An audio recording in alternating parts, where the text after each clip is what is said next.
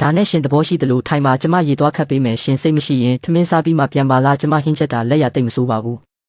ရှင်ရင်ဘက်အပူလောင်ထားတော့လှုပ်ရှားရတာအဆင်မပြေဘူးကျမပဲလောက်ပါရစေဟင်းချက်တာကျမလည်းတော်ပါတယ်မဟုတ်ဘူးမရဘူးဘာဖြစ်လို့လဲဒါကိုတခြားသူတွေတီးသွားလို့ကျမကယောက်ျားတစ်ယောက်ကိုဟင်းချက်ခိုင်းနေဆိုရင်ကျမတဘွားလုံးအင်တာနက်ပေါ်မှာဝိုင်းဆဲခံရမှာတေးချတယ်ကျမရဲ့ကြော်ရုပ်ကိုတခြားသူတွေလက်ညှိုးထိုးကဲ့ရဲ့ကြလိမ့်မယ်ယောက်ျားဆိုတာဘဝကိုပျော်ပျော်ပါးပါးခံစားရမှာအိမ်ကအိမ်မှုကိစ္စအားလုံးကိုရှင်ပါတစ်ခုမှထိစေရမလို့ဘူးမိဖို့ကမိအောင်ကသူ့မျက်နှာပေါ်ဖြာချနေပြီးတကယ်ကိုအာယုံဆိုင်ပြီးနူးညံ့တိမ်မွေးနေတာပဲငါထွက်ပြေးသွားမှာကိုကြောက်နေတဲ့အတိုင်းပဲကြည့်ရတာသူကစီကန်းချက်တအားပြင်းတဲ့သူပဲလင်းဖုံး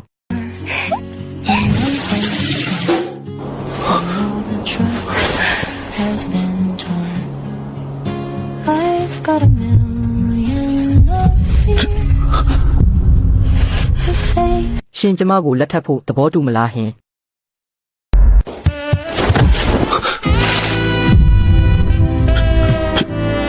လင်းဖုံးရှင်ကျမကိုလက်ထပ်ဖို့သဘောတူမလားအခုလောလောဆယ်ကျမရဲ့အခြေအနေကတိတ်မကောင်းသေးမှန်းသိပါတယ်တင်တောင်းငွေကလည်း6သိန်းပဲထုတ်နိုင်သေးတယ်မန်နေဂျာယာရုတိုးတာမကြသေးတော့လစာလည်းတိတ်မများသေးဘူးဒါပေမဲ့ကျမစူးစမ်းမှာပါအချိန်ပိုင်းလုပ်တွေလုပ်မယ်ဘာမဆိုလုပ်ပါမယ်ရှင်ကြိုက်တဲ့အရာမှန်သမျှအကုန်ဝယ်ပေးမယ်ရှင်ဘာလို့ခြင်းလဲပြောအကုန်ဝယ်ပေးမယ်ကျမတကယ်စိတ်ရင်းနဲ့ပြောတာပါရှင်ကိုပထမဆုံးမြင်ဘူးကလေးကကြိုက်ခဲ့တာဒီတစ်နှစ်ကျော်အတွင်းမှာနေတိုင်းရှင်ကိုမြင်ကျင်ခဲ့တာနေတိုင်းရှင်အပေါ်ကောင်းပေးခြင်းခဲ့တာနေတိုင်းရှင်ကိုလက်ထပ်ရဖို့အိမ်မက်ခဲ့တာရှင်ကျမကိုတကယ်လားတကယ်ပေါ့ဒါပေမဲ့ကျမမှာအခြေအနေတစ်ခုတော့ရှိတယ်ပြောပါတစ်ခုမကလို့1000 1000ပဲဖြစ်ဖြစ်ကျမသဘောတူပါတယ်ကျမရဲ့အခြေအနေကတော့မင်းကိုဇနီးကြီးဖြစ်ထားမှာတကယ်လားဟင်ရှင်ကျမကိုမလိမ်ဘူးမလားလင်းဖုံးရှင်တကယ်သဘောတူတာလား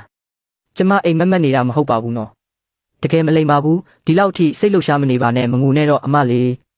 ဒီနေ့တော့ငိုတာနဲ့တင်အချိန်ကုန်တော့မယ်ငါတော့မင်းကိုစားမောလာပြီလင်းဖုံးစိတ်ချပါကျမရှင်ပေါ်တကယ်ကောင်းပေးမှာပါတကယ်လို့ရှင်နောက်ပိုင်းမယားငယ်တွေထက်ယူခြင်းရင်လဲကျမဇနီးကြီးအနေနဲ့အပြည့်အဝထောက်ခံပေးမှာပါပြီးတော့ရှင်ချွမ်းလည်းရှိသေးတယ်တခြားမိန်းမတွေလည်းရှိသေးတယ်ရှင်သဘောကျတဲ့သူမှန်သမျှကျမအကုန်ထောက်ခံပါတယ်ရှင်ကျမကိုပြစ်မသွားရင်ပဲရပါပြီမဟုတ်ရင်ကျမတည်လိမ့်မယ်အသက်30နီးပါးရှိပြီးတငယ်ချင်းတွေရဲ့အပြိုကြီးဆိုပြီးလှောင်ပြောင်တာခံခဲ့ရတာအခုတော့လက်ကလေးတောင်မကင်ဘူးသေးပဲနဲ့အစင်းမြင့်အလှပန်းလေးကရင်ခွင်ထဲအလိုလိုတိုးဝင်လာတဲ့အပြင်မယားငယ်ပါရှာပေးဦးမတဲ့မယားကြီးပါလှုပ်ပေးဦးမတဲ့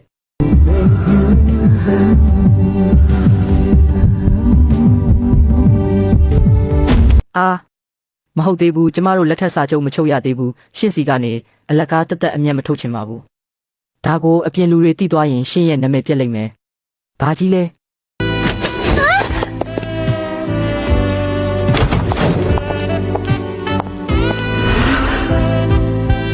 ရှင်ကကြံလန်ရဲ့အမမလားဟင်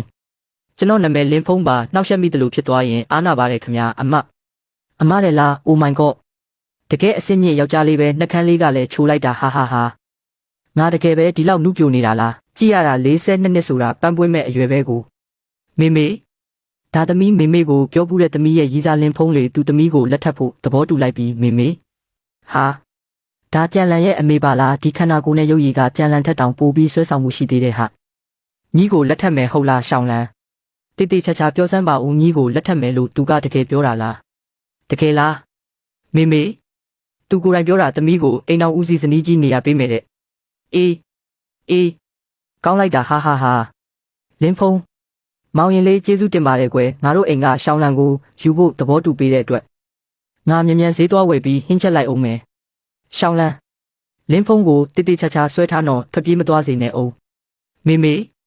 သမီးတို့စားပြီးပါပြီအားနာလိုက်တာလင်းဖုံးကျမတို့အိမ်ကိုလာတာဝမ်းတာလုံးလို့ညီးကိုမေးသွားတယ်ထမင်းလဲချမ်းမထားမိဘူးသမီးဆိုးမလေးအမေရင်းကိုတော့မြန်ကြီးမေးပြလိုက်တာပဲအားနာလိုက်တာအန်တီရှောင်းလန်ကလည်းအန်တီပြန်လာမဲ့အကြောင်းကျွန်တော်ကိုမပြောပြထားမိလို့ကျွန်တော်ခုပဲအောက်ထပ်ဆင်းပြီးအန်တီလို့မခေါ်ပါနဲ့ဒီလိုအခေါ်ဝေါ်ကိုငါမခံယူရဲပါဘူးငါနာမည်ကိုပဲတိုက်ရိုက်ခေါ်ပါကြံရွယ်လို့ခေါ်ပါနောက်ပြီးတော့ယောက်ျားတစ်ယောက်ကိုဘယ်လိုလုပ်ပစ္စည်းသွားဝယ်ခိုင်းရမှာလဲနာမည်တိုက်ရိုက်ခေါ်တာတော့မကောင်းဘူးမလားခင်ဗျာဘယ်လိုလုပ်ဖြစ်နိုင်မှာလဲကျမတို့မိန်းမတွေကယူမဲ့သူရှိတာတင်ကန်ကောင်းလာပြီးအန်တီဆိုတဲ့အခေါ်ဝေါ်ကိုဘယ်လိုလုပ်ခံယူဝင်မှာလဲတကယ်လို့မဖြစ်မနေခေါ်ချင်ရင်တော့ရွေးအားဟာလို့ပဲခေါ်ပါတော့လားရွေးအားတဲ့လားဒီအခေါ်ဝေါ်ကရှောင်းလန်ထက်တောင်ပိုပြီးရင်းနှီးလွန်းနေပြီမဟုတ်လားငါတကယ်ကိုဒီကဘာကြီးရဲ့ဒလေးစရိုက်ကိုအသားမကျနိုင်သေးဘူး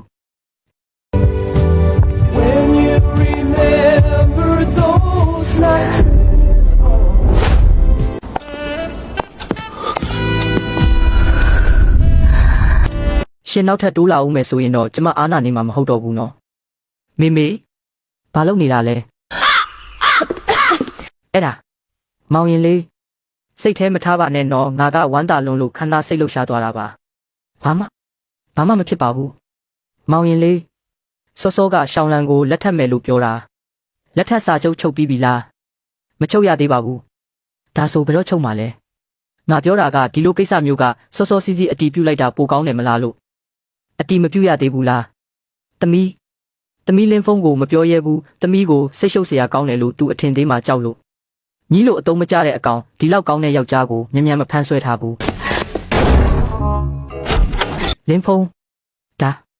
ဒါကကျမရဲ့လစာကလစဉ်လစာက2200ရှိတယ်နှစ်ကုန်ရင်အပိုစုကြီးရှိသေးတယ်လှုပ်ဝက်နံပါတ်ကတော့86လုံးရှင်အချိန်မရွေးလဲလို့ရတယ်နောက်ဆိုကျမရှာသမျှတပြားမကြံအကုန်ရှင်းကိုအပ်မယ်ရှင်းကိုဘယ်တော့မှမစင်းရဲစေရဘူးယောက်ျားဒါမင်းရဲ့လစာကပဲမင်းသိမ်းထားပြီးသုံးပါကျွန်တော်ဒါကိုမသုံးပါဘူးအဲ့ဒါတော့မရဘူးမိမအိမ်အောင်ဦးစီးလို့ရင်အိမ်ပြက်လိုက်မယ်ယောက်ျားအာနာကိုကင်ထားမှတကယ်လမ်းမှန်ပဲပြီးတော့ရော့မောင်ရင်လေးဒါကိုယူထားတာငါရဲ့လစာကနဲတယ်လို့တော့အပြစ်မတင်ပါနဲ့ဒါကငါတို့သားမိရဲ့စိတ်ရင်းကိုပြတာပါမင်္ဂလာတော့မဆောင်ရသေးဘူးလစာကက်ကိုအလိုလိုအပ်တဲ့အပြင်ရောက်ခမရဲ့ကက်ကိုပါလွှဲပေးလိုက်ပြီပေါ့အန်တီဒီလစာကက်ကိုတော့ကျွန်တော်ဘလို့မှမယူနိုင်ပါဘူးဒါကတိတ်ပြီးမတင်တော့ဘူးဘာတွေပြောနေတာလဲအန်တီလို့ထက်ခေါ်ပြန်ပြီးငါ့ကိုရွှဲအားလို့ခေါ်ပါစို့ငါတို့သားမိရဲ့စိတ်ရင်းကိုပြတာမို့လို့ယူလိုက်ပါမရဘူးအခုခေတ်ကအားလုံးယောက်ျားရဲ့စကားကိုနားထောင်ရမှာမဟုတ်ဘူးလားရှင်အခုငါ့ကိုအလုတ်လာတင်ပေးနေတာလားဟုတ်ကဲ့သမီးရောက်ဖရဲ့စကားအတိုင်းနားထောင်ပါမယ်ရှောင်းလန်းညီရဲ့တင်တောင်းငွေနဲ့မင်္ဂလာလက်ဖွဲ့တွေပြင်ဆင်ပြီးပြီလားမင်္ဂလာလက်ဖွဲ့တော့အစင်သင့်ဖြစ်ပြီးတင်တောင်းငွေကတော့အခုလောလောဆယ်4သိန်းပဲစုမိသေးတယ်နောက်ထပ်2သိန်းလိုသေးတယ်သမီးအချိန်ပိုင်းအလုပ်3ခုရှာထားပြီးပြီနေ့တိုင်း4နာရီပဲအိပ်ပြီးမြန်စုမှာလင်းဖုန်းကိုလက်ထပ်ဖို့ဘယ်တော့မှနောက်မကျစေရဘူးညီကတော့လေငါတိနေတယ်ဒီမှာနောက်ထပ်4သိန်းယူသွားမေကညီကိုမိကိုစူးစမ်းခိုင်းပြီးကိုရည်ချင်းနဲ့ကိုမင်္ဂလာလက်ဖွဲ့နဲ့တင်တောင်းငွေရှာခိုင်းမလို့ပါပဲဒါပေမဲ့ညီကအတုံးမကျသေးဘူးပဲညီကငါသမီးမို့လို့ငါမကူညီရင်ဘယ်သူကူညီမှာလဲလင်းဖုန်းလိုကောင်းတဲ့ယောက်ျားမျိုးကိုတင်တောင်းငွေကအနည်းဆုံး8သိန်း6သိန်းဖြစ်ရမယ်အပြင်လူတွေတိသွားရင်ညီအမေငါမျက်နှာဘယ်နာသွားထားရမလဲမေကျေးဇူးတင်ပါတယ်မောင်ရင်လေး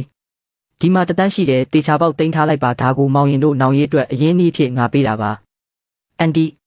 မဟုတ်ဘူးကြံရွက်ဒါကအာနာစရာကြီးအန်တီတို့ပတ်စံရှာရတာလည်းမလွယ်ပါဘူးစိတ်မပူပါနဲ့ငါဒီနှစ်တွေထဲမှာအယောင်းဝန်ထမ်းလုပ်လာတာငါမှအစုအဆောင်လေးတွေရှိပါတယ်မောင်ရင်ကငါတို့အိမ်ကရှောင်းလန်ကိုမညှို့ညင်ရင်ပဲငါတကယ်ကိုကျေးဇူးတင်လာပါပြီဟုတ်တယ်လင်းဖုန်းရှင်ပဲတင်ထားလိုက်ပါပတ်စံမလောက်ရင်ကျမတေချာပေါက်စူးစမ်းရှာမှာပါကျမနဲ့မေကရှင်ကိုဘယ်တော့မှအစင်းရဲမခံပါဘူးရှင်ကျမတို့ကိုမညှို့ညင်ရင်ပြီးတာပါပဲဒါကတိတ်မကောင်းဘူးထင်တယ်ဘာမကောင်းတာရှိလဲရှင်ကယူမယ်ဆိုရင်ပဲရှောင်းလန်ကကျမတို့အိမ်ရဲ့ကံကောင်းခြင်းပဲနောက်ရှင်မယားငယ်တွေယူရင်လဲနေ့စဉ်အသုံးစရိတ်တွေလိုဦးမှာမဟုတ်ဘူးလားရှောင်းလန်တယောက်တည်းနဲ့တော့လူအများကြီးကိုမမွေးနိုင်ဘူးငါလဲတက်နိုင်တဲ့လောက်ကူညီပေးရမှာပေါ့ဟုတ်တယ်မေပြောတာမှန်တယ်နောက်ဆိုရှင်တခြားသူတွေကိုယူချင်ရင်လဲကျမတို့နေ့စဉ်အသုံးစရိတ်ကနည်းမှာမဟုတ်ဘူးကြည်စမ်းဒီလောက်ညစ်နေနေပြီးခဏနေရင်မပြန်နဲ့တော့ရှင်ရှောင်းလန်နဲ့တခန်းနဲ့အိတ်လိုက်ငါအပြင်ကဟိုတယ်မှာသွားအိတ်မယ်မောင်ရင်တို့2ယောက်ကိုမနှောက်ယှက်တော့ဘူးမေအဲ့လိုလုပ်လို့ဘယ်ဖြစ်မလဲသမီးတို့တရားဝင်လက်မှတ်မထိုးရသေးဘူးလေယောက်ျားလေးအခွင့်အရေးကာကွယ်ရေးအဖွဲ့ကတည်သွားပြီးသမီးတို့ယောက်ျားလေးကိုအဓမ္မချုပ်နှောင်ထားတယ်ဆိုပြီးတရားစွဲခံရလိမ့်မယ်အေးကြည်စမ်းဝမ်းသာလုံးလို့စီကန်းတွေကိုပါမေ့ကုန်တော့မယ်ရှောင်းလန်းမြန်ကားမောင်းပြီးမောင်ရင်လေးကိုအိမ်ပြန်ပို့လိုက်ဒီလောက်ညစ်နေနေပြီးသူတယောက်တည်းပြန်ရင်မေးခိုင်ရှိတယ်အခုတလောမိမကမယူတွေတအားများနေတာပြန်တော့ကွယ်လမ်းကိုဖြည်းဖြည်းမောင်းသွားအောင်ဒါဆိုကျမမနှက်ဖြန်မနှက်ရှင်ကိုလာကြုံမယ်တော့ကျမတို့ပြည်သူရေးရရုံကိုတွားပြီးလက်မှတ်ထိုးကြမယ်အတိတ်ဘဝတုန်းကမျက်နှာသေးကြီးနဲ့ငါ့ကိုဆဲဆိုချိန်မောင်းခဲ့တဲ့မိမပြီးလူမကြီးကအခုတော့ငါ့အပေါ်ဒီလောက်တောင်ယူသွတ်နေပါလားတအိမ်လုံးလဲရှုပ်ပွားနေတာပဲဒီလောက်မိမတွေအများကြီးဝိုင်းနေတာတော့အခန်းလာသိမ့်ပေးမဲ့သူတယောက်မှမရှိဘူးဘုံကျဲထားတဲ့အတိုင်းပဲမတက်နိုင်ဘူးဒီနေ့ရှန်လန်ဒီမှာတခုခုခြံထားခဲ့မှဖြစ်တော့မယ်ဟွန်းဒါနဲ့ဆက်အမှုဆောင်ချုပ်ကြီးပါလားညကြီးမင်းကြီးဘာလာလောက်တာလဲလင်းဖုံးတကယ်အားနာပါတယ်ဒီလောက်ညစ်နေမှလာနောက်ဆက်မိလို့လင်းဖုံးငါအထဲဝင်ပြီးပြောလို့ရမလားဒါနဲ့အိမ်လားကြည်ရတာအခန်းတော်မသိမ်းရသေးဘူးထင်တယ်အဲ့ဒါဆက်အမှုဆောင်ချုပ်အရင်ဆုံးတန့်ရှင်းတဲ့နေရာတစ်ခုမှာထိုင်ပါဦးကျွန်တော်အမြန်သိမ်းလိုက်ပါမယ်တကယ်ကိုနည်းနည်းစိုးနေတာပဲမိမတယောက်ရှိနေတာတော့အိမ်မှုကိစ္စတွေကိုယောက်ျားတယောက်ကိုပေးလုပ်ခိုင်းလို့ပဲဖြစ်မလဲဒါသာအပြင်လူတွေတည်သွားရင်ငါကုမ္ပဏီတိတ်ခါပဲရှိတော့မလဲ နင်းတနေရမှာထိုင်နေငါတိမ့်ပေးမယ်လုံးဝလက်မတွဲနဲ့စက်အမှုဆောင်ချုပ်ဘာလို့အဲ့လိုပြောရတာလဲခမ ्या ကကျွန်တော်အလုပ်ရှင်လေးဧည့်သည်ဖြစ်လာတာကိုအိမ်ထဲဝင်ချင်းအမိုက်သိမ်းခိုင်းเสียရလားအရင်ကကြတော့အချစ်ကလေးထောင်လို့ခေါ်ပြီးတော့အခုကြတော့လူတစ်ရလို့လူဟောင်းကိုမေးပြီးစက်အမှုဆောင်ချုပ်ဖြစ်သွားပြီပေါ့ထောင်လင်းဖုံးနေအဲ့လိုစကားမျိုးပြောတာငါခွင့်မပြုဘူးနင့်ကိုနေအဲ့လောက်အောက်ကြနောက်ကြမလုပ်ပါနဲ့ဟာဒီမှာစက်အမှုဆောင်ချုပ်ဆိုတာမရှိဘူးငါနင့်ကိုပြောထားတယ်မလားရုံးမာရောအိမ်မာရောယာဒူးတွေနဲ့မခေါ်ပါနဲ့လို့ယောက်ျားတစ်ယောက်ရဲ့လက်ကအိမ်မှုကိစ္စလုပ်ဖို့လားအိမ်ကြီးဒီလောက်ရှုပ်နေတာတော့ငါ့ကိုဖုံးမဆက်ဘူးလင်းဖုံးငါနင့်ကိုဘလောက်စိတ်ပူနေလဲနင်မသိဘူးလားနင်တကယ်ကိုလွန်နဲ့ဒီကဘာကြီးပါတွေဖြစ်နေတာလဲငါရဲ့တိုက်ရိုက်အထက်လူကြီးကညာကြီးတက်ကောင်ရစ်ထုံမှုပြီးငါအိမ်ကိုပြေးလာတယ်ပြီးတော့ငါ့ကိုလည်းဆဲဆိုပြစ်တင်ရင်အဝတ်တွေလျှော်ပေးအခန်းတွေတင်ပေးနေတယ်စက်အမှုဆောင်ချုပ်မဟုတ်ဘူးရှောင်းထောင်းမလုံနဲ့တော့တော်တော်လေးတက်ရှင်းသွားပါပြီရေတောက်ပြီးနားလိုက်ပါဦးခမ ्या ဒီလောက်လက်ရမြောက်လိမ့်မယ်လို့တကယ်မထင်ထားဘူးခမ ्या ကိုယူတဲ့သူကတော့စက်အမှုဆောင်ချုပ်မဟုတ်ဘူးရှောင်းထောင်းခမ ्या တော်တော်မူးနေပြီကျွန်တော်ကားတစ်စီးခေါ်ပေးရမလားငါမမူးဘူးလင်းဖုံးဒီနေ့ကုမ္ပဏီကကိစ္စကိုငါကြားတယ်ရှန်လန်အဲ့ဒီရှန်လန်ကနောက်ဆုံးတော့မအောင်နိုင်ပဲနင့်ကိုပိုင်ဆိုးပိုင်ငင်းလာလုပ်တယ်မလားပြီးတော့နင်ကလည်းသဘောတူလိုက်တယ်ဟုတ်လားရှောင်းထောင်းနင်ကကုမ္ပဏီကိုစဝင်တဲ့ပထမဆုံးနေ့ကလေးကငါနဲ့တီးခဲ့တာနင့်ကိုအသက်တာဆုံးယာဒူးနေရာပေးထားပြီးလာစာကိုလည်းအမြင့်ဆုံးပေးထားခဲ့တာနင်နေမကောင်းတော့ကလည်းစီမံခန့်ခွဲရေးအဖွဲ့ကိုနင့်စီစေးသွားပို့ခိုင်းခဲ့တယ်ဒါတွေအကုန်လုံးနင်သိရလားနင်မသိဘူးမလားငါအိမ်ထဲဝင်လာကလေးကနင်ငါ့ကိုစက်အမှုဆောင်ချုပ်လို့ပဲခေါ်နေတယ်ရှောင်းထောင်းလို့တခုံးမှမခေါ်ဘူးအဲ့ဒါကိုကြည်ချင်းအဖြစ်နင်းနှလုံးသားထဲမှာငါအတွက်နေရာမရှိတော့ဘူးဆိုတာငါသိလိုက်ပြီးနင်းမျက်လုံးထဲမှာနေတိုင်းနင်းကိုဝိုင်းနေတဲ့မိန်းမတွေပဲရှိတယ်။ဒါပေမဲ့ငါကနင်းအလုပ်ရှင်ဖြစ်နေလို့ကုမ္ပဏီမှာနင်းနားကိုနေတိုင်းကပ်မနေရဘူး။ငါရဲ့အာဏာနဲ့နင်းကိုဖိနှိပ်တယ်လို့ထင်သွားမှကြောက်လို့နင်းငါကိုစိတ်ပြတ်သွားမှကြောက်လို့အဲ့ဒါကြောင့်ငါကအဝေးကနေပဲလှမ်းကြည့်နေခဲ့ရတာ။နင်းသူတို့ကိုပြုံးပြနေတာတွေကိုကြည့်နေခဲ့ရတာရုံစင်းရင်လည်းနင်းကိုရှာဖို့ခက်တယ်။ဒီနေ့ကုမ္ပဏီမှာရှန်လန်ကနင်းသူ့ကိုသဘောတူလိုက်ပြီလို့ပြောတန်ကြတော့ငါတဝန်တူတာမဟုတ်ပါဘူးငါလင်းဖုံးငါနင့်ကိုသဘောကျတယ်နင်ကုမ္ပဏီကိုစဝင်တဲ့ပထမဆုံးနေ့ကလေးကသဘောကျခဲ့တာငါအခုလိုအမှုကိုအကြောင်းပြပြီးနင့်ကိုလာပြောနေတာတကယ်ကိုမျက်နှာပြောင်တိုက်ရကြမှန်းသိပါတယ်ဒါပေမဲ့ငါတကယ်မအောက်နိုင်တော့ဘူးငါကြောက်တယ်အခုမှမပြောရင်နောက်ဆိုတကယ်အခွင့်အရေးမရှိတော့မှာကိုကြောက်တယ်ကုမ္ပဏီမှာရှန်လန်အနေခံရမှာကိုနင်းစိတ်မပူပါနဲ့ကျန်းဖေးဖေးတို့ဖွဲ့ကိုငါဟုတ်ကိုပြောပြီးအလုပ်ထုတ်ခိုင်းလိုက်ပြီးငါကရှန်လန်ထက်အသက်နည်းနည်းကြီးပေမဲ့ဘယ်နေရာမှမညံ့ပါဘူးရွှေငွေဒနာတွေကိုထည့်မပြောနဲ့အောင်ငါရဲ့ခန္ဓာကိုယ်အချိုးအစားကိုတေချာထိမ့်သိမ်းထားတာနေ့တိုင်းစီကန်းရှိအားကစားလုပ်တယ်ဖဲရရင်တောင်စပွဲမှာ2 နာရီဆက်တိုက်မထားတန်းထိုင်နိုင်တယ်ဒါကဘာတော့ဘာရီလာလျှောက်ပြောနေတာလဲအမျိုးသားကြီးနားထောင်ပါအောင်တို့တွေအခုလောလောဆယ်ချမ်းသာတယ်လို့မပြောနိုင်သေးပေမဲ့တို့စူးစမ်းမှာပါအချိန်ပိုင်းလုပ်တွေလုပ်မယ်အချိန်ပိုတွေဆင်းမယ်ဘာမဆိုလုပ်မယ်နင့်ကိုဒုက္ခဖုံရောက်အောင်ထားမှာပါတို့အနေနဲ့အမဖြစ်သူရဲ့ပတ်စံနဲ့ပဲမိခိုပြီးမနေနိုင်ဘူးလေတို့လည်းသူ့ကုမ္ပဏီမှာရှိနေတာပဲဥစ္စာသူတို့ကိုအထင်သေးလို့မဖြစ်ဘူးစိတ်ချပါပတ်စံအတွက်နဲ့တော့အဲ့လိုကိစ္စမျိုးမလုပ်ပါဘူးဂတိကဝတ်ရှိရမယ်အမျိုးသားကြီးတို့တွေအခုအရေးကြီးကိစ္စစလုပ်ရအောင်လေဘာအရေးကြီးကိစ္စလဲ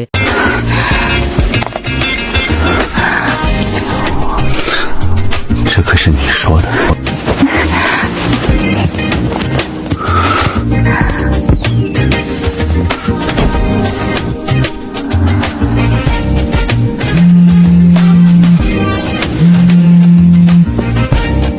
ဒါနင်ပြောတာနော်ညီကိုငါလေကားအောက်ကကျန်းဝေလေငါတေချာစဉ်းစားကြည့်ပြီးငါတောင်းဆိုတာတကယ်နဲလုံးနဲ့တို့တွေညှိနှိုင်းကြည့်ရအောင်လေ8000တစ်ခါကို8000တကယ်စဉ်းစားတဲ့နဲ့နော်မေးပြရစီလင်းဖုန်းရှင်လားခင်ဗျာကျွန်တော်ကလမ်းလျှောက်ရင်းအိမ်ချမ်းမြေဝယ်မဲ့သူပါမနေ့ကလှေကားအောက်မှာတွေ့ခဲ့တဲ့လူလေအဲ့ဒါကျွန်တော်ခင်ဗျားရဲ့ဝှချ4ပေါင်းလို့ရမလားပြီးတော့ကျမလည်းရှင်နဲ့တွေ့ဘူးလေ谁啊ဟေးလူလာမတိုးနဲ့အဖွားကြီးရဲ့နင်ကငါဖုန်းနံပါတ်ကိုဘလို့ရလာတာလဲဘသူလဲနင်တို့ယူနေတဲ့ကောင်မတွေမပြီးနိုင်မစည်းနိုင်ဖြစ်နေကြတာလား သဘောမတူဘူးလို့ပြောပြီးပြီမလားနင်တို့ငါယောက်ျားကိုထပ်ပြီးနှောက်ယှက်နေရင်ငါရဲတိုင်လိုက်မှာအမျိုးသားတွေကိုကာမနှောက်ယှက်မှုနဲ့တရားစွဲပြင်မယ်မျက်နှာပြောင်တိုက်တဲ့အကောင်တွေဟာတာမန်ချိန်တွေမှာဒီလောက်နူးညံ့တဲ့အမကြီးလန်ကလည်းအခုလိုအတီးပေါင်းနဲ့စွတ်တရွတ်နိုင်မဲ့အပိုင်းရှိလိမ့်မယ်လို့ကျွန်တော်တကယ်မထင်ထားဘူးခမ ्या ကကျွန်တော်ရဲ့တငယ်ချင်းတယောက်ကိုတတိယစေတယ်စိတ်ပြက်ဖို့ကောင်းလိုက်တာခဲရခဲစေးရထားတဲ့တက်တောင့်တက်တာရှိတဲ့မွန်းလွယ်ပိုင်းလေးတော့ဒီယူအဖွဲ့ကြောင့်ပျက်စီးသွားပြီအပြင်မှာဆိုနင့်ကိုနင်းတေချာကာကွယ်နော်အခုခေတ်မိန်းမတွေကတကယ်ယူသွနေကြတာဒါနဲ့ညဘက်လည်းရှိသေးတယ်မလားအဲ့ဒါညဘက်ကြဆက်ကြတာပေါ့တို့တွေထမင်းမစားကြဘူးလားအမျိုးသားကြီးအချိန်ကုန်တက်တာအောင်တို့တွေအပြင်စာပဲမှာလိုက်ရအောင်ငါအခုပဲမှာလိုက်မယ်တကယ်ကိုလူကိုရုပ်ရည်နဲ့ဆုံးဖြတ်လို့မရပါလားကြည့်ရအောင်ဘာကောင်းတာတွေရှိလဲလို့အမျိုးသားကြီးနင်းပါစားခြင်းလဲဘာဖြစ်လို့လဲအဲ့ဒါအမျိုးသားကြီးဘာဖြစ်လို့လဲငါဖုန်းပောက်ကွဲသွားပြီထင်တယ်ရှောင်းလန့်ရှိလားမွန်းလွဲပိုင်းကကုမ္ပဏီကိုမလာဘူးကြိုလဲအကြောင်းမကြားဘူးငါနင့်ကိုတေးသေးချာချာတတိပေးရလိမ့်မယ်နော်ကဲပါကိစ္စတွေရှင်းသွားရင်ငါ့ကိုဖုန်းပြန်ဆက်ဖို့မှတ်ထားပါသူကားတို့တွေဒီနေ့တစ်နေ့လုံးအပျော်ပတ်နေတယ်လို့ထင်နေတာလားတို့နှစ်ယောက်အကြောင်းကိုငါအမေကိုပြောပြလိုက်ပြီးသူအရန်ပြောနေတာအချိန်ကြရင်နင်ပဲရက်တက်မှတ်လိုက်တော့အမျိုးသားကြီးညဘက်အားလာဒါဆိုရင်တက်ပုံကချင်းချွမ်းငါကိုထက်ရှာနေပြန်ပြီးကြည်စမ်းငါတကယ်ကိုနာမည်ကြီးလို့မအားမလက်ဖြစ်နေပြီလင်းဖုံညဘက်အားလာမနေ့ကအတူတူထမင်းစားမယ်လို့ပြောတာအတီးပါငါသူ့ကိုထမင်းကျွေးခြင်းလို့ရိုးရိုးရှင်းရှင်းထမင်းစားယုံတင်ပါဒါပေမဲ့ငါသူ့ကိုတကယ်လွမ်းနေတာအစင်မပြေရင်လဲထားလိုက်ပါတော့တေချာပေါက်တတိတွေအများကြီးမွေးပြီးမှဒီစာတွေကိုပို့တာဖြစ်ရမယ်ရလက်ကတော့ငါတဆောင်မှပြန်မဖြစ်ဘူးသူငါကိုလိန်တယ်လို့ထင်နေတော့မှပဲသူခွဲစိတ်ခန်းတွေကမထွက်ရသေးဘူးဘာအရေးပေါ်လူနာလဲဆိုတာလည်းမပြောဘူးခွဲစိတ်မှုဘယ်လောက်ကြာမလဲဆိုတာလည်းမပြောဘူးငါစိတ်ထဲတစ်မျိုးကြီးပဲမအေးချမ်းဘူးမင်္ဂလာပါရှင်လူကြီးမင်းခေါ်ဆိုတော့တယ်လီဖုန်းမှာယာယီလက်ခံဖြေကြားခြင်းမရှိပါသဖြင့်ဘယ်သူမှမကင်ဘူးအမျိုးသားကြီးချင်းကျွမ်းတစ်ခုခုဖြစ်နေတာမဟုတ်ပါဘူးနော်ဟာနင်ကတော့တွေးပူပြီးဝေဝါးနေပြီးသူကဆရာဝန်လေလူနာမမဟုတ်တာဘာဖြစ်เสียရှိလဲဆရာဝန်တွေခွဲစိတ်နေတော့ဖုန်းတွေကိုအပြင်မှာထားခဲ့ကြတာဘယ်သူမှမကင်တာပုံမှန်ပါပဲခဏနေမှထက်ခေါ်ကြည့်ဟုတ်တယ်ဝေးအမျိုးသားကြီးနောက်ဆုံးတော့ငါ့ကိုဖုန်းပြန်ဆက်ဖို့တတိယပြီပေါ့မွန်းလွဲပိုင်းကဘာတွေအလုပ်ရှုပ်နေတာလဲဘာမှမဟုတ်ပါဘူးနေ့လေကရှောင်းလန်နဲ့အတူတရေတမောအိတ်လိုက်လို့ဖုန်းကိုစောင်းကလှုပ်ထားတာနေ့ဖုန်းလာတာမကြားလိုက်ဘူးဩနေ့လေစားစားပြီးအိတ်တာဆိုတော့တေချာပေါက်အရန်တက်တောင့်တက်တာရှိမှာပေါ့ရှောင်းလန်ညီမလေးကအရန်မွေးနေတာလားဟာနင်မှန်သွားပြီရှောင်းထောင်းနင်ရန်အိုက်စင်နာဘက်ကလူတွေကိုတိလားကြောက်ချင်ချွမ်းဆိုတဲ့တယောက်ကြားတာတော့အထူးဌာနမှာတာဝန်ခံဖြစ်လုပ်နေတဲ့ကြောက်ချင်ချွမ်းကိုတိတာပေါ့ရန်အိုက်ဖက်ကအရန်ငယ်သေးတဲ့ဌာနအကြီးကဲလေငါအမေကသူ့အမေနဲ့တော်တော်ရင်းနှီးတာဘာဖြစ်လို့လဲသူကဒီညရှောင်းလန်နဲ့ကျွန်တော်ကိုထမင်းစားဖို့ချိန်ထားတာနောက်တော့အရေးပေါ်လူနာရှိလို့ဆိုပြီးခွဲစိတ်ခန်းနဲ့ဝင်သွားတယ်အခုထိဖုန်းဆက်လို့မရသေးဘူးရှောင်းလန်ကနည်းနည်းစိတ်ပူနေလို့ကြည်ရတာချင်းချွမ်းညီမလေးကလည်းငါယောက်ျားအပေါ်စိတ်ကူးရှိနေတာပဲအရေးကြီးကိစ္စပြောတာဟုတ်ပြီခဏဆောင်ဦးငါဖုန်းဆက်ပြီးမေးပေးမယ်မေးကြည့်ပြီးချင်းချွမ်းကခွဲစိတ်ခန်းထဲမှာရှိနေတာအမှန်ပဲပြီးတော့အခြေအနေကနင်တို့ထင်ထားတာထက်အများကြီးပိုဆိုးတယ်ဘယ်လောက်တောင်ဆိုးလို့လဲချင်းချွမ်းတစ်ခုခုဖြစ်သွားလို့လားသူ့ကိုယ်တိုင်ဖြစ်တာမဟုတ်ဘူးလူနာတွေဖြစ်တာမကြသေးခင်ကမြို့ထဲမှာအရန်ကိုရဲတင်းလာတဲ့ရာဇဝတ်ကိုင်းတစ်ခုပေါ်လာတယ်အမိပြောင်ကမြစ်ချေမြစ်လက်ဖြတ်တောက်သူများသို့မဟုတ်ကာမလိုက်စားသူများတဲ့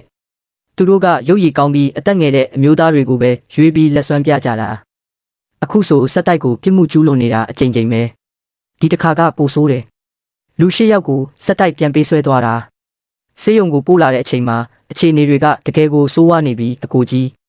းသူတို့တကယ်ပဲဘာလို့ချင်ကြတာလဲမီးလောင်တန်းရတဲ့လူနာတွေအရန်များလုံးလို့ဆေးရုံကအရေးပေါ်အစီအမံကိုတိုက်ရိုက်စတင်လိုက်ရတယ်ဌာနဆိုင်ရာအကြီးအကဲတွေအကုန်လုံးအိမ်ကနေရုံးစင်းအချိန်ပိုဆင်းဖို့ပြန်ခေါ်ခံရတယ်ကြောက်ချင်ချွမ်းကမီးလောင်တန်းရဌာနရဲ့ထိပ်တန်းအကြီးအကဲလေအခုထိရေတပေါက်တောင်မတောက်ရသေးဘူး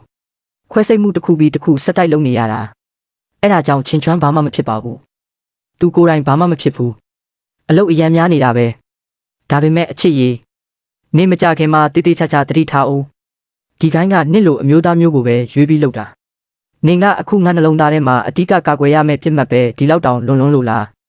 မဖြစ်ဘူးငါတွေးလေစိတ်မအေးရလေပဲ ငါအမေကိုတက်တော်ဆောင်အဆောင်လျှောက်တွေအများကြီးထက်စီစဉ်ခိုင်းပြီးနင့်ကို24နာရီပတ်လုံးကာကွယ်ခိုင်းမှဖြစ်မယ်ဟာဘသူကငါခန္ဓာကိုယ်အကြောင်းကိုမသိပဲနေမလဲမိမသားတစုကများငါ့ကိုဖမ်းကျင်သေးတယ်ဟုတ်လားအမျိုးသားကြီးအမစကားကိုနားထောင်ပြီးတက်တော်ဆောင်ချိုငှားလိုက်ပါလားငါစိတ်မချလို့ပါမလိုပါဘူးငါက6ပေလောက်မြင့်တဲ့ယောက်ျားကောင်းတစ်ယောက်ပဲတကယ်လို့တက်တော်ဆောင်အုပ်စုကြီးခေါ်ပြီးအပြင်ထွက်ရင်ဒီကိစ္စအပြင်မှာပြန့်သွားရင်ငါလောကလည်းမှာဘလို့မျက်နှာပြရတော့မလဲဒီကိစ္စကိုခဏနေတွေ့မှပြောကြတာပေါ့အမျိုးသားကြီးနေညီမလေးနဲ့အရင်လာခဲ့လိုက်ငါရဲ့အချစ်ဆုံးတငယ်ချင်းတွေကစောင့်နေကြပြီးတယောက်ချင်းစီကစားလောင်နေတဲ့ဝန်ပလွေတွေလိုပဲဟုတ်ပြီခဏနေတွေ့မှပြောမယ်လန့်သေးတော့တာပဲ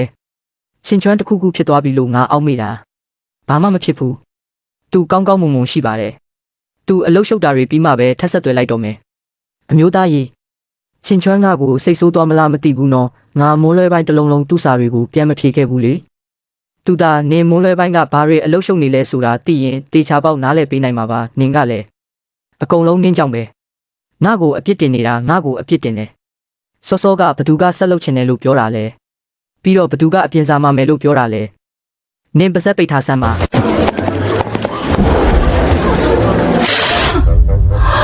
အမလေးဒါမှယောက်ျားကွအရန်ခံလုံးနဲ့အဲ့ဒါပဲအိမ်ကလဲဘာလို့မမြင်ဘူးပါလိမ့်အဲ့ဒီမိမကကောဘသူလဲကံကောင်းလုံးလိုက်တာငါတော့မနာလို့ဖြစ်မိပြီ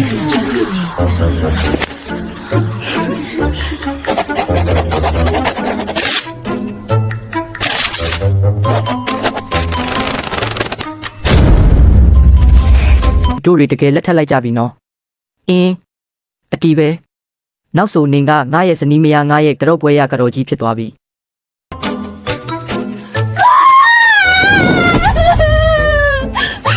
အိုးကဲပါမငိုပါနဲ့တော့မိတ်ကပ်တွေပြက်ကုန်မယ်အမျိုးသားကြီးကျေးဇူးတင်ပါတယ်အတိတ်ဘဝတုန်းကမနက်အစောကြီး3နာရီခွဲအထိအချိန်ပိုးဆင်းရပြီးတေလို့မတက်ပင်ပန်းခဲ့ရတဲ့အသက်30နီးပါးအထိမိမမရသေးတဲ့အောက်ခြေဝန်ထမ်းတယောက်အနေနဲ့ဒီလိုနေ့မျိုးရှိလာလိမ့်မယ်လို့အိမ်မက်တောင်မဖူးမှမဟုတ်ဘူးသွားစို့အိမ်ပြန်ပြီးငါရဲ့လက်ထက်စာချုပ်ငါဘဝရဲ့အရေးကြီးဆုံးအရာကိုနင့်ကိုပေးမယ်လူကြီးမင်းတို့2ယောက်ပဲသွားမလို့လဲအရင်ဆုံးရှန်လန်အမေရဲ့အိမ်ဟောင်းကိုသွားပြီးရှန်ယူကိုသွားကြည့်ရအောင်ဘာပဲဖြစ်ဖြစ်သူတို့2ယောက်ကိစ္စကိုတော်တော်လေးစိတ်ပူပေးရှာတာတို့တွေရဲ့အိမ်တစ်ကိုပြန်မယ်တို့2ယောက်ကိစ္စမပြတ်သေးတာရှိသေးတယ်နေကင်းကြောင်တောင်ကြီးနေ့လေစာတော့မစားရသေးဘူးလေနေငါဂယုမဆိုင်ဘူးငါမစောင့်နိုင်တော့ဘူးငါကတရားဝင်ဖြစ်သွားပြီပဲမင်းညကနင့်ကိုလွတ်ပေးလိုက်ပေမဲ့ဒီနေ့တော့တေချာပေါက်ပြန်အဖက်ဆယ်ရမယ်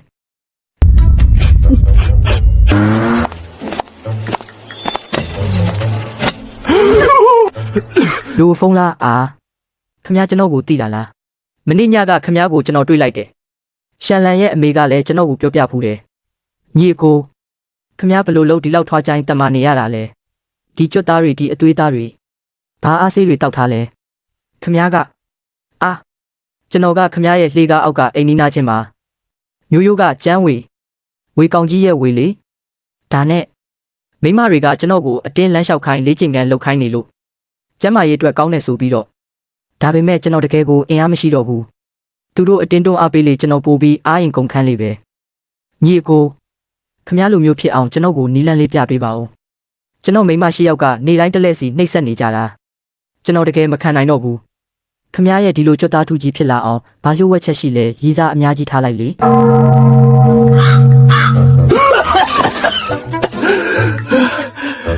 ဟာညီကိုခမ ्या ကတော့တကယ်နောက်တက်တာပဲတို့တွေနောက်ဆိုအိမ်နီးနားချင်းတွေဖြစ်သွားပြီစကားပုံရှိတယ်မလားဝေးတဲ့ဆွေမျိုးထက်နီးတဲ့အိမ်နီးနားချင်းကပိုအားကိုးရတယ်တဲ့အဲ့ဒါအကိုကြီးကိုအကူကြီးတစ်ခုလောက်ကူညီပေးနိုင်မလားဘာကိစ္စလဲပြောပါခမ ्या ရဲ့မရီးတွေကအရေးအသွေးတော်တော်ကောင်းကြတယ်ကျွန်တော်ရဲ့ခန္ဓာကိုယ်ကအသုံးစရိတ်အများများလုံးလို့ခမ ्या ကျွန်တော်ရဲ့ကွင်းပြင်ပအကူကြီးပေးသူအဖြစ်လုပ်ပေးလို့ရမလားအော်ငါ့ကိုလွမ်းနေတာလားညီမလေးမွန်လွယ်ပိုင်းကပင်ပန်းသွားပြီနော်အမကလည်းကျမကိုလာစနေပြန်ပြီးအမကကျမထပ်ပိုပင်ပန်းတာပါပေါင်မှာဒဏ်ရာရထားတာပေါင်းဆက်သွားပြီလားဒီကောင်မလေးကအကွက်စစ်စစ်မှတ်မိနေတာပဲတွားကြဆိုငါတငယ်ချင်းတွေစောင့်နေတာကြာလာပြီဟာမရှိဒါကတကယ်ကိုမိုက်လာချီလားထောင်းနင်ကရုပ်ချောတယ်ဆိုတာပဲပြောပြီးအဲ့လောက်ထိကြည်ကောင်းတယ်လို့မပြောထားဘူးလေလာငါနင်တို့ကိုတရားဝင်မိတ်ဆက်ပေးမယ် ဒါကငါရဲ့ငယ်တငယ်ချင်းအမကြီးကျိုးရွှန်နဲ့ကျိုးအိမ်ချမ်းမြေရဲ့သမီးထွေးပေါ့ကြည့်ရတာလှပပေမဲ့ပါဆက်လိုက်ရင်ငါအိမ်ကခွေးတောင်လန့်ဖြတ်သွားနိုင်တယ်လင်းဖုံးဟုတ်တယ်မလားမင်္ဂလာပါငါကကျိုးရွှန်ပါနောက်ပိုင်းဘာကိစ္စရှိပြောလိုက်နော်ကျိုးရွှန်အမရုပ်ချောတဲ့သူကိုတွေ့တော့လေယူလေသိန်းတောင်ပြောင်းသွားတာလားနင်ကောလေယူလေသိန်းမပါလို့လားအမလေးဗျာနင်တို့အကုန်လုံးပါဆက်ပိတ်ထားကြစမ်းပါဒါကတော့ငါရဲ့တတိယအမေရဲ့သမီးဆက်တော်နဲ့ငါညီမလေးက18နှစ်ပဲပြည့်သေးတာလင်းဖုံးအကိုကြီးမင်္ဂလာပါရှင်ဆက်နွယ်ညီမလေးမင်္ဂလာပါဒါကတော့လင်းရှင်းပါငငယ်တဲကငါနဲ့အတူကြီးပြင်းလာတာပကြီးပြကန်းဖွင့်ထားတဲ့အမှုပညာရှင်ကြီးပေါ့ဟိုဟာလင်းရှင်းအမမင်္ဂလာပါအမရဲ့လက်သေးကကျမလက်ထဲစိုက်ဝင်တော့မယ်တောင်းပန်ပါတယ်ထိုင်ကြပါငါညီမကနင့်ကိုသဘောကျနေတာမကစတွေ့တဲ့ကသဘောကျနေတာညီမလေးက18နှစ်ပဲရှိသေးတာလေဟာဟုတ်တယ်လေဘာဖြစ်လို့လဲနင်သူနဲ့အဆင်ပြေတယ်ဆိုရင်ငါမကန့်ကွက်ပါဘူးလင်းဖုံးအကိုခွက်ချင်းတိုက်ပေးပါရစေနင်နဲ့ထောင်အဆင်ပြေသွားတာကိုဂုဏ်ပြုပါတယ်လင်းဖုံးအကိုဖြည်းဖြည်းတောက်ပါဒီရက်ကအချိန်ပြင်းနေရှမ်းနင်ဘာဖြစ်နေတာလဲဘာမှတော့မဟုတ်သေးဘူးသူ့ဘက်ကပါနေပြီလင်းဖုံးအကိုကျမလည်းခွက်တိုက်ပေးပါရစေရှမ်း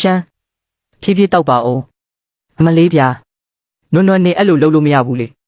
ယောက်ျားဆိုတာအလိုက်တိရတာကြည့်ပါဦးထောင်ဆိုသူ့အိမ်ထိဓာတ်ရိုက်လိုက်သွားတာပဲကိုအချိန်နည်းနည်းလင့်သွားပြီထင်တယ်အမျိုးသားကြီးဘယ်နှစ်နာရီရှိပြီလဲ8နာရီခွဲတေးပြီးချိန်ထားတာက9နာရီလေဖြည်းဖြည်းလုပ်ပါအမျိုးသားကြီးငါဖုန်းကိုတွေးမိလားမမိတော့ဘူးနေမနေ့ညကကတင်ဘေးခုံပေါ်မှာသင်ခန်းစာဗီဒီယိုကြည့်ရင်ထားခဲ့တာလေအတန်တောင်တော်တော်ကျဲသေးတယ်အမလေးဘာကိစ္စတွေအဲ့လောက်အရေးကြီးနေတာလဲအခုတောင်ကိုရီးယားစန်ဆောင်းအုပ်စုကလူတွေနဲ့ပူးပေါင်းဆောင်ရွက်ဖို့ဆွေးနွေးရမှာလေ9နာရီချိန်ထားတာနောက်ကြရင်ဒုက္ခရောက်လိမ့်မယ်ဆွေးနွေးနေတာဘယ်လောက်ကြာပြီလဲနှစ်လနီးပါးရှိပြီအဲ့ဒီကိုယ်စလဲကတကယ်ကင်တွေရခတ်တာငါတကယ်ယူချင်စိတ်ပေါက်နေပြီနီးလေးပဲကြံတော့တာအဲ့ဒီလီရှူရန်ဆိုတဲ့သူကငါနဲ့အသက်တူပဲစန်ဆောင်းအုပ်စုဥက္ကဋ္ဌရဲ့သမီးထွေးလေရုပ်ရည်ကတော့လှပါရဲ့ဒါပေမဲ့မျက်နှာကတေးနေတာရက်ပေါင်းများစွာကြာပြီးတိုင်းပဲအေးဆက်နေတာအမျိုးသားကြီးတောင်းပန်ပါတယ်ဒီနေ့နားမှာမနေပေးနိုင်တော့ဘူးဒီပူပေါင်းဆောင်ရွက်မှုကအရန်အရေးကြီးလို့ငါကိုယ်တိုင်သွားမှဖြစ်မယ်ရပါတယ်အရေးကြီးတဲ့အလုပ်ရှိရင်သွားပါနောက်မကြပါစေနဲ့ငါအမျိုးသားကအကောင်းဆုံးပဲငါအမျိုးသားအတွက်ပတ်စံသွားရှာပေးမယ်အမျိုးသားကြီးညဘက်ဘာစားခြင်းလဲနင်တို့သဘောအတိုင်းပဲကြည့်လို့ကြပါဦးဒါနဲ့နွန်းကတော်တော်အိမ်မောကြနေတာမင်းညကသူ့အတွက်ပင်ပန်းသွားပြီအိပ်ပါစေဦးသွားမနိုးနဲ့အမျိုးသားကြီးနည်းနည်းတက်ညာပေးပါဦးသူကတိုးနှစ်ယောက်လို့မဟုတ်ဘူးလေနွန်းနေမပူဘူးလားဒီနေ့အပူချိန်30ကျော်တယ်လေမပူပါဘူးလေးပေးဆက်ကအေးပါတယ်ခါးတွေကြိုက်နေသေးလားကြိုက်တယ်ခြေထောက်လဲကြိုက်တယ်ဒါဆိုဒီနေ့တေချာနားလိုက်ငါအဖော်လုပ်ပေးမယ်မလိုပါဘူးရပါတယ်တကယ်ရပါတယ်နင်ဘာလို့မလို့လဲနင့်မှာခိုင်းစရာယောက်ျားရှိနေတာပဲမြန်ချလိုက်ပါအိမ်ဖော်ကကြည့်နေတယ်လေခြေထောက်အေးပတ်ရင်မကောင်းဘူး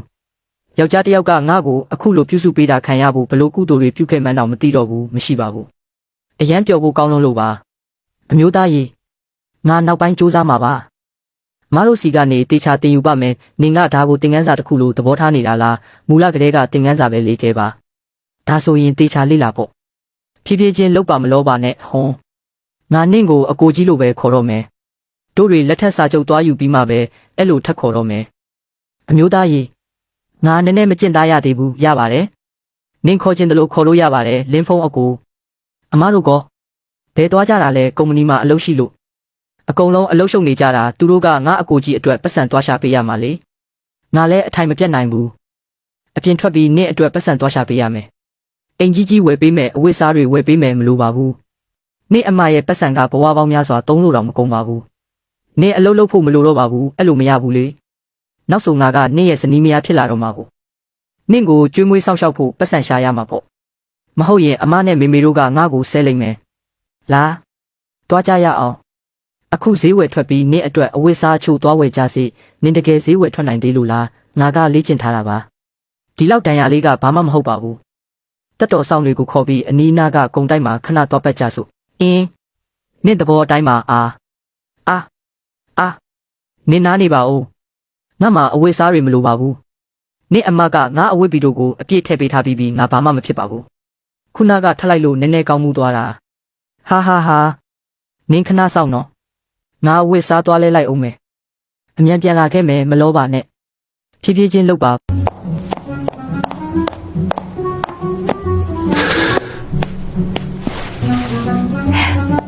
ဘလို့လဲလှရဲ့လားတကယ်လှပါတယ်ဒါပေမဲ့အပြင်မှာအပူချိန်30ကျော်နေတာကိုနေမပူဘူးလားပူလဲမတက်နိုင်ဘူးလေငါတော့ဖွင့်လိုက်မယ်